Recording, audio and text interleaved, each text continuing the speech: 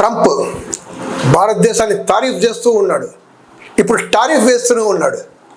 25% tariff August 1, August 7 నుంచి అమలంట. అది కాకుండా పెనాల్టీ కూడా వేస్తాడంట. అరే గిదేంటి భయ్, మన మోడీ ట్రంప్ దోస్తానం మస్తుంది కదా, మరి గట్లేం తెస్తున్నాడు, గిట్లేమవుతున్నాయి? India shock. గీ ముచ్చటే చర్చిద్దాం. China, EU, Canada, Mexico, Brazil, south Africa అందరి మీద వేస్తాడు. మన ఇండియా మీద వేయడు. మస్తు మన ఫ్రెండ్షిప్ ఉంది, ఆ మస్తు వేయడు కానీ వేస్తున్నాడు. సో కథ ఎట్లా స్టార్ట్ అయింది మనం చూద్దాం. మనం చూసాం, మనం అమెరికాలో మనం మోడీ గారు అబ్కి బార్ ట్రంప్ సర్కార్ అన్నారు. ఓకే, ట్రంప్ గెలిచాడు జనవరిలో 2025.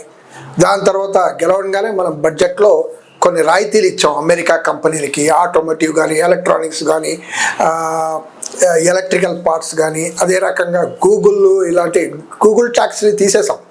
No Google tax. 6% ఉండేది గూగుల్, ఈ డిజిటల్ కంపెనీస్, అమెజాన్, ఇవన్నీ. దీనిపైన ఫేస్బుక్, ఇవన్నీ తీసేసాం. తర్వాత ఏమైంది, మళ్ళీ ఆయన మోడీ గారు కలిసారు ట్రంప్ గారిని ఫిబ్రవరి, మార్చ్లో. కలిసిన తర్వాత బయలెటరల్ అగ్రిమెంట్ ఒకటి తీద్దామని చెప్పారు. ఓకే, అంతా బాగుంది సీన్. ఏప్రిల్ 1 నాటికి బాంబ్ వేశాడు ట్రంప్. ఇండియా పైన 25% టారిఫ్లు, అంటే అన్ని దేశాలపైన ప్రకటించాడు, ఇండియా పైన కూడా ప్రకటించాడు. 25% అన్నాడు. రెసిప్రొకల్ టారిఫ్, మీరు చాలా మోసం చేస్తున్నారు మా పైన, మీ అంత సర్ప్లస్ ఉంది మాతో ట్రేడ్, మీరంతా మేము మునిగిపోతున్నాం, మేము పేదలైపోతున్నాం, మీ ఇండియా చాలా రిచ్ అయిపోతుంది, కాబట్టి మీరు ఇవ్వాలి అంటాడు. ఇది. ఆ తర్వాత పాస్ బటన్ నొక్కాడు. మేము 90 days టైం ఇస్తున్నాం, అంత లోపల మీరు ఏమైనా చేయండి. ఓ గబా గబా ఇక చర్చలు షురు, నెగోషియేషన్ షురు. మన వాళ్ళు అక్కడ ఉన్నారు. మన finance Piyush Goyal comers minister 100 సార్లు ట్రిప్ కొట్టిండు అమెరికా. అదే రకంగా మనం చూస్తే అక్కడ కమర్స్ అధికారులు అంతా అక్కడే ఉన్నారు, మకాం వేసి ఉన్నారు. సో చర్చలు అయిపోతుందిలే, ఏదో లాస్ట్ టార్గెట్ రోజు ఆగస్ట్ 1 లోపల అయిపోతుందిలే అని అందరూ అనుకున్నాం, మేము అనుకున్నాం. ఏదో అయిపోతుంది, ఏదో డీల్ అయిపోతుంది, సెటిల్ అయిపోతుంది అని. కానీ ఏం కాలే. ఏమైంది, మళ్ళీ త్రీ డేస్ బ్యాక్ అయినా చెప్పేసాడు, నో నథింగ్ డూయింగ్, 25% మేము చేస్తున్నాం, అది కాకుండా పెనాల్టీ చేస్తున్నాం. ఇండియా పాక్ యుద్ధం జరిగితే దాంట్లో కూడా ఏం చెప్పిండు, నేనే ఆపినా అన్నాడు. 23 సార్లు అన్నాడు నేను ఆపాను అని. మనం ఏం చెప్పట్లేదు, దాన్ని పైన రియాక్షన్ స్పందించాలి కదా, వాడు ఆపలేదని చెప్పాలి. లేదు, మేమే ఆపాము అన్నాడు. ఓకే, ఆపినాం. ఎందుకు ఆపాడు? వ్యాపార సంబంధాలు దెబ్బతీస్తాయని వార్నింగ్ ఇచ్చినా, అందుకోసం ఇద్దరు సరెండర్ అయిపోయారు, ఇద్దరు ఓకే అన్నారు. సో యుద్ధమే అయిపోయింది అంటాడు. అంటే వ్యాపారంతో లింక్ చేశాడు అనమాట. మరి ఈ పెనాల్టీ ఏంటి? నువ్వు రష్యాతో సంబంధాలు పెట్టుకుంటున్నావు, రష్యన్ ఆయిల్, రష్యా తక్కువలో ఇస్తుంది ఆయిల్, మనం పెట్టుకుంటాం. 40% ఆయిల్ మనం రష్యా నుంచి ఇంపోర్ట్ చేస్తున్నాం. తక్కువ ఖరీదులో వస్తుంటే మనం చేయమా, డిస్కౌంట్లు ఇస్తున్నారు. అది కూడా రూపాయలు, నువ్వు డాలర్లు ఇవ్వాల్సిన అవసరం లేదు. మన టర్మ్స్ ఆఫ్ ట్రేడ్ వేరే ఉంది. సో చాలా అవకాశం బాగుందంటే, చీప్గా ఉంటే మేము డెఫినెట్గా అక్కడ కొంటాం. సో కొంటే లేదు, ఇప్పుడు లేదు, కొనాల్సిన అవసరం లేదు. అంటే కొనకపోతే ఏమవుతుంది, 1400 కోట్ల డాలర్లు మనకు లాస్ అవుతుంది. దీనివల్ల మన ఇంట్లో ద్రవ్యోల్బణం పెరుగుతుంది. ఇండియాలో ధరలు కూడా విపరీతంగా పెరుగుతాయి. పెట్రోల్, డీజిల్, గ్యాస్ అంతా బాగా పెరిగిపోతాయి. ఇప్పుడు అది మాత్రం అమలు చేస్తే, అది అమలు చేస్తున్నట్టు తెలిసింది కూడా. ఇప్పుడు మనకు public sector oil companies Russia నుంచి ఆయిల్ ఇంపోర్ట్ చేసే ఆర్డర్స్ ఇవ్వడం లేదంట. ఈ కొద్ది రోజుల్లోనే ఆర్డర్స్ ఇవ్వట్లేదంట. అక్కడ నుంచి రష్యా నుంచి బయలుదేరేది ఒక ఆయిల్ ఇది షిప్ కూడా ఎక్కడో వేరే చోట మళ్ళిస్తున్నారంట, ఇండియా లేకుండా అని తెలిసింది. ఇది సో ఇది అంటే ఆయన అంతా కొనొద్దంటే కొనొద్దు. ఇది మరి ఇండో యుఎస్ ట్రేడ్ అంటున్నాడు కదా, మన భారతదేశం చాలా సర్ప్లస్ ఉంది అని. అది మనం తెలుసుకోవాలి. ఆ కథ ఏంటి, అది మనం చాలా చోట్ల ఆ చర్చ జరగట్లేదు. మనం అది జరపాలి. అది ఏంటి తెలుసుకోవడం అంటే, భారతదేశం అమెరికాకి $86 బిలియన్ ఎక్స్పోర్ట్ చేస్తుంది. ఓకే, అమెరికా నుంచి $45 బిలియన్ ఇంపోర్ట్ చేస్తుంది. అంటే ఇండియాకి $40 బిలియన్ సర్ప్లస్ ఉంది. సో అమెరికా లాస్ అవుతున్నట్టు చెప్తుంది, ట్రంప్ చెప్తున్నాడు. మరి నిజమా? మరి ఇది సరుకుల విషయమే. మరి global trade research institute GTRI వాళ్ళు రీసెర్చ్ తీశారు, వివరాలు తీశారు.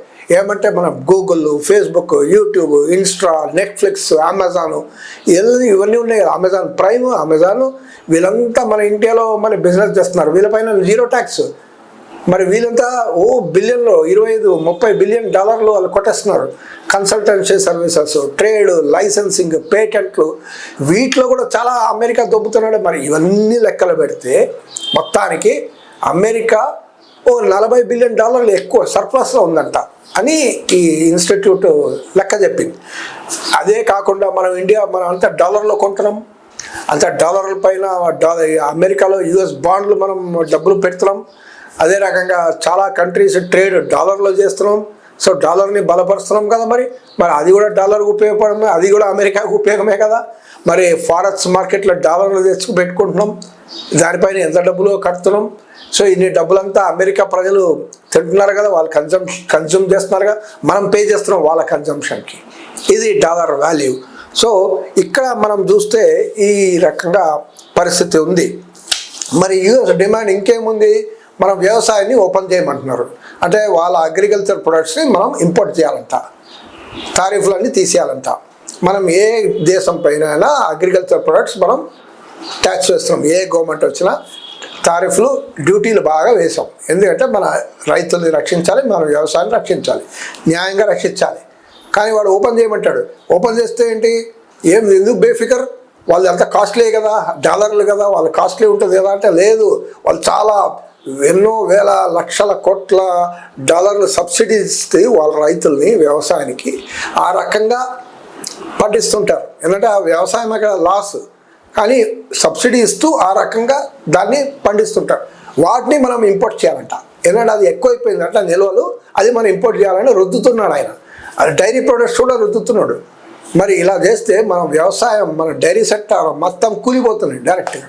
ఎందుకంటే వాళ్ళు సబ్సిడైజ్డ్, మన సబ్సిడీ ఇవ్వద్దని మనతో డ్యూటీ వేయొద్దంట. అదే రకంగా జిఎం విత్తనాలు కొనుక్కోమంటాడు. ఈ జిఎం విత్తనాలు కొంటే ఏమవుతుంది, ఆ జిఎం విత్తనాలు కొంటే డైరెక్ట్గా మనం మళ్ళీ పంట అయిన తర్వాత మళ్ళీ జిఎం విత్తనాలు కొనాలి. ఎందుకంటే మళ్ళీ నెక్స్ట్ క్రాప్కి పని చేయదు. ఈరోజు మన రైతులు పెద్ద సైంటిస్టులు. ఎందుకంటే పంట పండించిన తర్వాత ఆ ఉన్న పంటలో ఉన్న విత్తనాలని ఎండబెట్టి దాన్ని ఇది చేసి ప్రాసెస్ చేసి మళ్ళీ నెక్స్ట్ క్రాప్కి అది వాడుకుంటారు, కంటిన్యూ చేస్తుంటారు. లేదు, ఇప్పుడు అదే జిఎం విత్తనాలు కొంటే మన క్రాప్ పనికిరాదు, భూమి పనికిరాదు, జిఎం విత్తనాలకే పనిచేస్తుంది. అది కూడా మళ్ళీ కొంటేనే, మన వేరే విత్తనాలు వేస్తే పనిచేయవు. ఇది మనం ఆల్రెడీ రుజువు అయింది, చాలా నష్టపోయాం మనం. సో ఈ జిఎం విత్తనాలు అంటే అంత మల్టీనేషనల్ సీడ్ కంపెనీస్కి లొంగిపోయినట్టే. సో ఇది ఒక సీరియస్ సమస్య. మనం ఎక్స్పోర్ట్ చేసేది నగాలు, జ్యువెలరీ, షింపు, ఈ మిరియాలు, అరటి పండ్లు, ఫార్మా ప్రొడక్ట్స్, స్టీలు, అల్యూమినియం, ఇవన్నీ మనం ఎక్స్పోర్ట్ చేస్తున్నాం అమెరికాకి. ఇప్పుడు వీటిపైన వాడు టారిఫ్ 25% పెడతానని అంటున్నాడు. ఇది ఆగస్ట్ 7 నుంచి అమలవుతుంది. మరి ఇది ఉన్నప్పుడు అంతేకాకుండా F-35 మీద చర్చ జరుగుతుంది. ఈ 1-2 డేస్లోనే చర్చ జరుగుతుంది. F-35 కొందామని ఇండియా ఆలోచిస్తుంది. F-35 కొందామని. F-35 ఎంత, 1,000 కోట్ల రూపాయలు. డబ్బు ఒక భాగం. అవసరం లేకుండా కానీ కొనడమా, అవసరం లేకుండా కానీ మేము ఒకసారి బోయింగ్ కొన్నాం, చాలా బోయింగ్ విమానాలు కొన్నాం. అసలు అవసరం లేదు అప్పుడు ఇండియాలో. దానివల్ల ఎయిర్ ఇండియా లాస్లో కూడా పోయింది. కానీ ఏమైంది, నష్టాల్లో పోయింది. కానీ కొన్నాం మనం. అమెరికా ప్రెషర్ వేస్తే బోయింగ్ వాళ్ళ కంపెనీ ఇదవుతుందంటే, ప్రొడక్షన్ ఎక్కువైందంటే మనకు కొనాలంట కంపల్సరీ. వేల లక్షల కోట్ల రూపాయలు దానికి పెట్టాం. ఇప్పుడు లక్షల కోట్ల రూపాయలు F-35 పెడుతున్నాం. ఇలా పరిస్థితి. మన యుఎస్ ఈ రకంగా చేస్తుంటే మనం లొంగొద్దు కదా, మనం లొంగొద్దు, గట్టిగా ఎదుర్కోవాలి. భారతదేశం అంతా మనం యునైటెడ్ ఉండి, బాబు నీ తారీఫ్ వద్దు, నీ టారీఫ్ వద్దు అని చెప్పాలి. ట్రంప్ భక్తులారా ఇప్పుడు మారిపోండి, మన దేశ భక్తులుగా తయారవుదాం. మనం దేశం, మన ప్రజలు, మన డెవలప్మెంటు, మన రైతులు, మన వర్కరు, మన ప్రజలందరూ బాగా ఉండాలి. అంటే అంతేగాని ట్రంప్ నిర్ణయించడం కాదు మన బతుకు ఎలా ఉండాలి. డెడ్ ఎకనామీ కూడా అన్నాడు, ఇన్సల్ట్ చేశాడు. ఇండియా రష్యా డెడ్ ఎకనామీస్ అన్నాడు 4 రోజుల క్రితం. డెటా అంత ఇన్సల్ట్ చేస్తారా? మరి దోస్తానా ఏంటి? But India is a friendly country అంట. అరే ఇదేంటి డబుల్ రోల్, డబుల్ నాలికలో ఏమంటాడో తెలీదు. కారణం మనం గట్టిగా ఎదుర్కోవాలి. దీనికి లొంగొద్దు, ఎందుకంటే లొంగితే ఇంకా లొంగ తీస్తుంటాడు. No, we should resist this. మీరేమంటారు? What you feel? మనం లొంగాలా, లేదు మనం గట్టిగా రెసిస్ట్ చేయాలా? మన మరోపరు, మన స్టాండ్, మన అభివృద్ధి మనల్ని నిర్ణయించాలా, వాడు నిర్ణయించాలా?